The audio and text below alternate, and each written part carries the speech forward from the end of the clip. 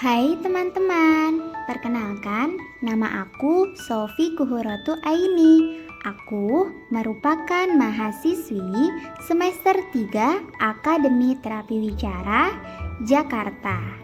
Nah, di video kali ini aku akan membahas kembali materi-materi yang telah diberikan oleh dosen-dosenku, materi tentang LKEMD. Apa sih LKMMD itu?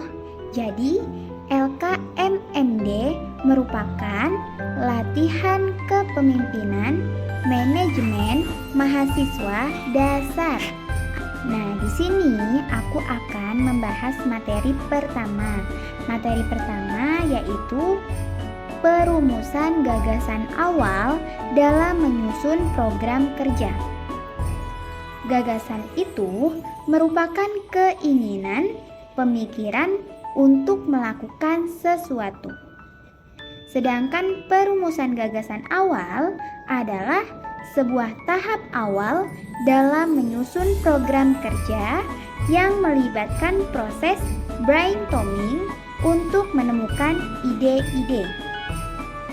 Tujuan dari perumusan gagasan awal untuk menyusun program kerja yang tepat sasaran, efektif dan efisien sehingga dapat mencapai tujuan yang dicapai. Gagasan awal itu harus jelas, ambisius atau perubahan positif, tetap realistis, bertahap dan berskala prioritas. Keuntungan dalam perumusan gagasan awal: pertama, menyediakan visi dan tujuan dengan jelas.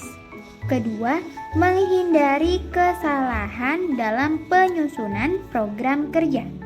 Yang ketiga, memudahkan pengukuran. Keempat, kolaborasi yang lebih baik. Kelima, memotivasi dan mendorong kerjasama. Keenam, meningkatkan kreativitas. Ketujuh, mengidentifikasi masalah atau peluang. 8. Kerja yang lebih produktif. Dan terakhir, mengarahkan penggunaan sumber daya. Langkah-langkah perumusan gagasan awal adalah: 1. Pelajari tujuan. 2. Identifikasi masalah. 3. Berikan ide-ide. Dan 4. Screening ide. Aspek-aspek yang harus dipertimbangkan dalam perumusan gagasan awal itu juga ada 4. Yang pertama, relevansi. Yang kedua, kreativitas. Yang ketiga, efektivitas. Dan yang keempat, waktu dan anggaran. Teknik dan alat bantu yang dapat digunakan: yang pertama ada analisis SWOT. SWOT kepanjangan dari S, kekuatan, W, kelemahan, O, peluang, T, ancaman. Yang kedua ada brainwriting. Dan yang ketiga ada mind mapping. Materi kedua itu tentang penjabaran rencana kerja dan kepanitiaan. Di dalam rencana kerja ada yang namanya organisasi. Organisasi merupakan wadah atau tempat berkumpulnya sekelompok orang yang memiliki tujuan bersama dan bekerja sama untuk mencapai tujuan tersebut. Unsur-unsur dari organisasi: yang pertama ada visi. Visi merupakan impian organisasi di masa yang akan datang. Yang kedua ada misi, yaitu arahan yang ingin dicapai suatu organisasi. Yang ketiga ada struktur organisasi, seperti kepanitiaan. Struktur organisasi merupakan kelompok yang ditunjuk untuk mempertimbangkan, mengurus hal-hal yang ditugaskan. Yang keempat ada proses organisasi. Proses organisasi terbagi menjadi 5. Yang pertama ada pembentukan tim. Yang kedua, adanya konflik dalam tim. Yang ketiga, penetapan norma nilai dan ketentuan bersama. Yang keempat, tim melakukan aktivitas sesuai nilai-nilai yang telah disampaikan. Dan yang kelima, tim melakukan proses regenerasi. Dan yang terakhir ada program kerja. Rencana kerja terbagi menjadi 3. Yang pertama, menentukan tujuan dan proses untuk mencapai tujuan. Yang kedua, ditentukan oleh siapa dan bagaimana. Yang ketiga, dapat mengeksekusikannya dengan tim. Dan apa saja manfaat dalam merumuskan program kerja. Jadi, dalam merumuskan program kerja memiliki manfaat yang banyak. Yang pertama, bermanfaat, yaitu program kerja dapat berhasil. Yang kedua, target program kerja spesifik. Yang ketiga, indikator pencapaian program kerja terukur. Yang keempat, program kerja realistis. Yang kelima, program kerja inovatif dan kreatif. Yang keenam, memperhatikan sumber daya. Yang ketujuh, usaha tidak melihat program kerja. Kedelapan, fleksibel operasional. Koordinasi dalam merumuskan program kerja ada 4. 1. Planning. Kedua, organizing. Ketiga, actualing. Keempat, controlling. Inti kesuksesan dalam merumuskan program kerja ada 3. Yang pertama, keterampilan, tekad, dan disiplin. Kendala dalam rencana kerja, yang pertama, egois. Yang kedua, pelit. Yang ketiga, menonjolkan diri. Yang keempat, tidak siap menerima realitas. Yang keenam, tidak percaya diri. Dan yang ketujuh, ada penyakit hati. Dalam membangun kepanitiaan, kita membutuhkan niat yang baik, keikhlasan dan kejujuran, keterbukaan, siap menerima perbedaan, saling menghargai, dan dapat atau mampu dalam pembagian tugas. Materi ketiga tentang administrasi, kesekretariatan, dan keuangan. Administrasi merupakan usaha dan kegiatan yang meliputi penetapan tujuan serta penetapan cara-cara penyelenggaraan pembinaan organisasi. Organisasi terbagi menjadi 2, yaitu ada organisasi dalam bentuk formal seperti BEM maupun dalam bentuk non-formal atau organisasi dalam bentuk kelompok-kelompok kecil. Organisasi terbagi menjadi periode kerja atau masa bakti dan program kerja atau rencana kegiatan. Sumber daya organisasi terdiri dari man atau manusia. Kedua, material. Ketiga, money atau uang. Keempat, metode. Kelima, machine. Standar manajemen terbagi menjadi 4. Ada planning, organizing, actualing, dan controlling. Standar mutu terbagi menjadi 5. Yang pertama ada penetapan, kedua ada pelaksanaan, ketiga ada evaluasi, keempat ada pengendalian diri, dan yang kelima ada peningkatan.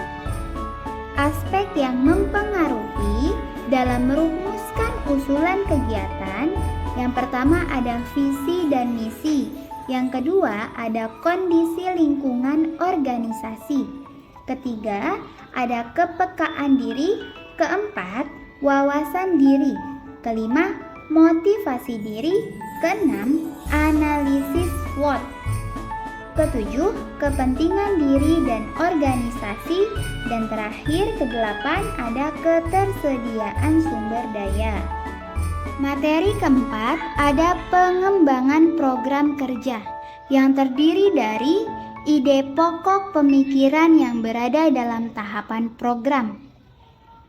menyusun program kerja, sasaran, efektif dan efisien. Sifat-sifat gagasan awal, jelas, realistis, bertahap, ambisius, dan berskala prioritas. Teknik penyusunan usulan kegiatan terdiri dari menginduk pada kepentingan lembaga, dapat melihat visi misi, kegiatan harus melihat tren, memperhatikan keunggulan, kebutuhan, kesiapan sumber daya, terukur dalam penyusunan kegiatan. Karena harus ada evaluasi dan memiliki dukungan sumber daya manusia. Aspek-aspek yang dapat merumuskan kegiatan program kerja, yang pertama ada kondisi lingkungan, kedua ada kepekaan diri, ketiga ada wawasan diri, keempat ada motivasi diri, kelima visi dan misi, keenam analisis SWOT, ketujuh kepentingan diri dan organisasi, kedelapan ketersediaan sumber daya manusia. Penyempurnaan usulan terbagi menjadi 3. Yang pertama ada jadwal, yang kedua ada sasaran, yang ketiga ada strategi. Penyempurnaan merupakan proses merubah atau menambahkan segala sesuatu yang diperlukan dalam rencana. Bagaimana cara mengantisipasi agar program kerja berjalan dengan baik? 1. Memiliki planning. 2. Harus mengadakan evaluasi atau rapat koordinasi. Ketiga, membuat jalan alternatif agar tetap berjalan dengan baik.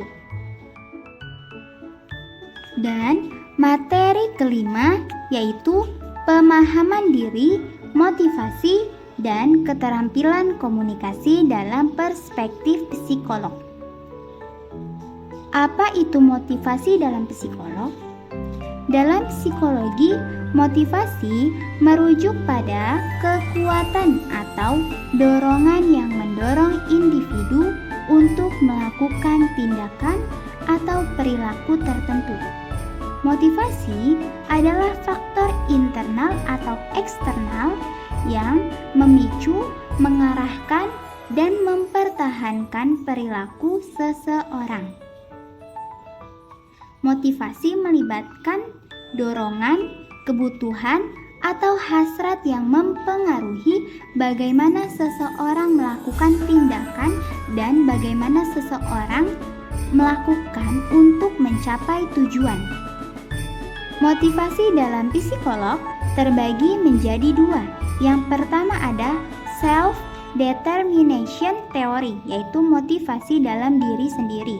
Dan yang kedua ada achievement motivation theory, yaitu motivasi yang berasal untuk fokus pada dorongan untuk mencapai tujuan dan prestasi. Pemahaman diri. Pemahaman diri adalah kemampuan individu untuk mengenali, memahami, dan memiliki wawasan yang mendalam tentang diri mereka sendiri, untuk melibatkan pengenalan terhadap berbagai aspek diri, baik yang bersifat fisik maupun psikologis. Dalam konteks pemahaman diri, terdapat causes atau mengacu pada faktor-faktor atau penyebab yang mempengaruhi perilaku, emosi, atau pikiran seseorang. Ini bisa termasuk pengalaman masa lalu, nilai-nilai, keyakinan, atau lingkungan sosial yang membentuk siapa diri kita. Dan yang kedua ada effects, adalah hasil atau dampak dari penyebab tersebut. Ini bisa mencakup perasaan, sikap, atau tindakan yang muncul sebagai respon terhadap penyebab. Terdapat berbagai alat dan teknik yang dapat membantu kita untuk meningkatkan pemahaman diri. Yang pertama, ada jurnal. Menulis jurnal secara teratur dapat membantu kita untuk merenungkan tentang pengalaman, pikiran, dan perasaan kita. Yang kedua, meditasi. Meditasi adalah teknik yang berguna untuk merenungkan dan memahami diri sendiri. Yang ketiga, ada terapi. Yang keempat, ada refleksi diri, yaitu untuk meluangkan waktu merenungkan tentang pengalaman hidup kita. Yang kelima, ada konseling diri. Yang keenam, berbicara dengan orang-orang yang dipercayai. Yang ketujuh, mengenali kekuatan dan kelemahan diri sendiri. Dan yang kedelapan, ada mengambil tanggung jawab dengan cara mempertimbangkan tanggung jawab kita dalam hubungan dan situasi tertentu dan bagaimana kita dapat memperbaiki atau mengubahnya. Terima kasih. Kurang lebihnya mohon maaf. Wassalamualaikum warahmatullahi wabarakatuh.